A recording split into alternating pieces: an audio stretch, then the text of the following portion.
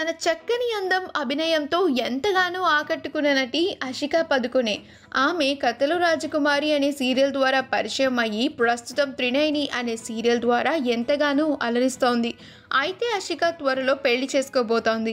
రీసెంట్గా వారి నిశ్చితార్థం కూడా ఎంతో వైభవంగా జరిగింది. ఆషికకు కాబోయే భర్త పేరు చేతన్ కుమార్ శెట్టి. వీరిద్దరి పెళ్లి దగ్గర పడుతూ ఉండటంతో ఆషికా చేతన్లు అద్భుతంగా తమ ప్రీ వెడ్డింగ్ ఫోటోషూట్ని నిర్వహించారు.